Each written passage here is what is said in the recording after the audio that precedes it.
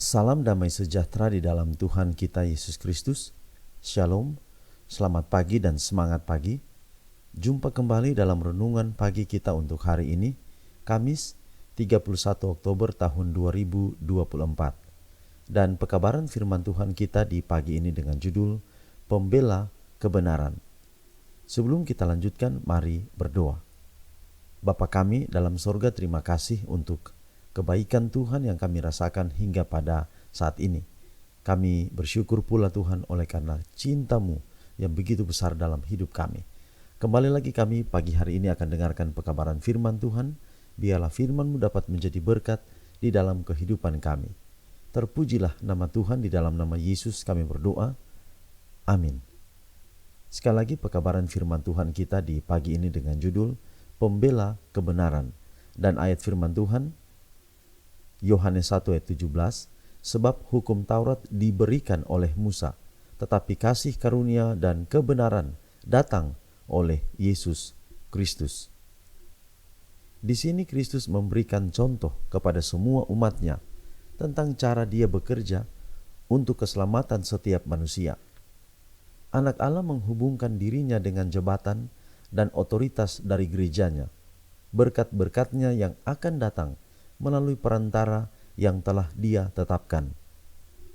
Dengan demikian, umat manusia terhubung dengan saluran yang melaluinya berkat-berkatnya mengalir. Paulus dengan sangat bersungguh-sungguh dalam pekerjaannya menganiaya orang-orang kudus bukan berarti membuatnya tidak bersalah. Ketika pengetahuan tentang pekerjaannya yang kejam itu dikesankan oleh Roh Allah kepadanya, ia harus menjadi pelajar dari para murid.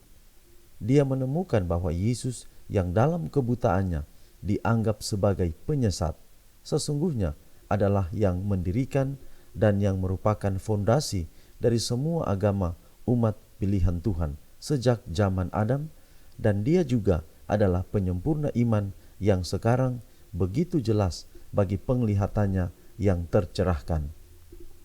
Dia melihat Kristus sebagai pembela kebenaran, kegenapan semua nubuatan. Awalnya, Kristus disangka mencoba menghilangkan pengaruh hukum Allah. Tetapi ketika penglihatan rohaninya disentuh oleh jari Allah, dia mengetahui dari para muridnya bahwa Kristus adalah yang menetapkan dan dasar dari seluruh sistem pengorbanan Yahudi, bahwa di dalam kematian lambang menemui perwujudannya, bahwa Kristus datang ke dunia ini untuk tujuan yang nyata, yaitu untuk mempertahankan kebenaran setiap hukum Bapanya. Dalam terang hukum, dia melihat dirinya sebagai orang berdosa. Hukum yang dia pikir telah dia patuhi dengan begitu bersemangat, dia temukan telah dia langgar. Dalam terang hukum itu, Paulus mendapati dirinya sebagai orang berdosa. Di dalam hukum itu yang dia pikir telah dia turuti dengan begitu sungguh-sungguh, dia mendapati dirinya pelanggar. Dalam terang hukum itu, ia melihat dirinya sebagai orang berdosa yang harus mati bagi dosa sesuai dengan tuntutan hukum Allah itu.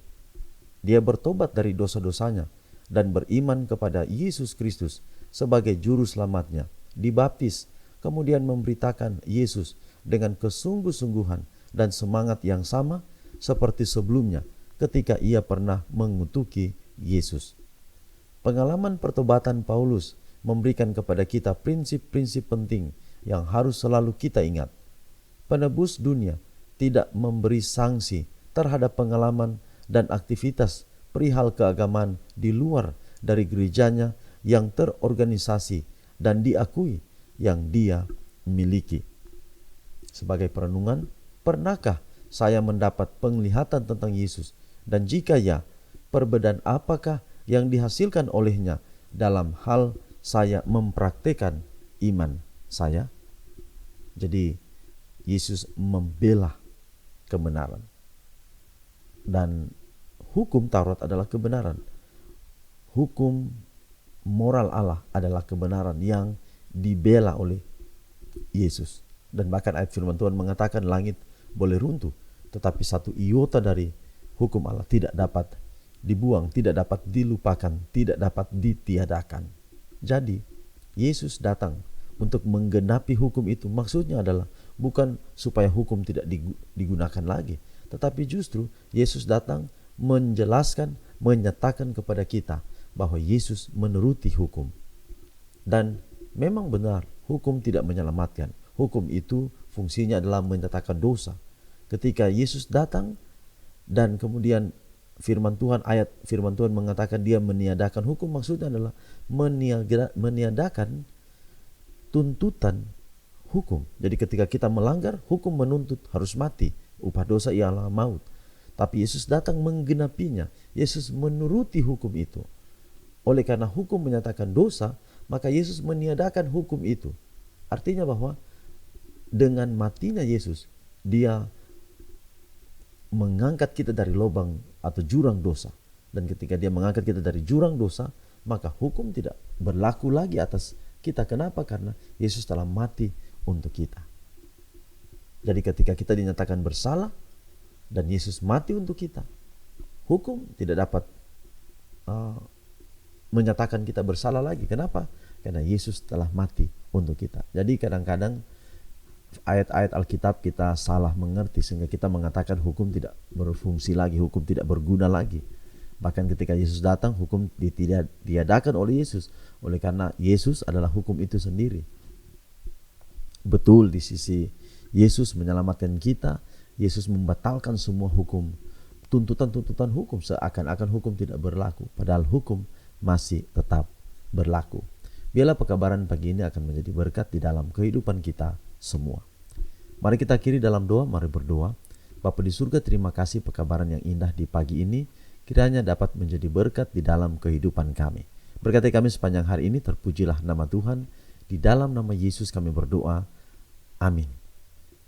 Demikianlah pekabaran pagi ini, sampai jumpa besok. Tuhan berkati kita semua. Shalom.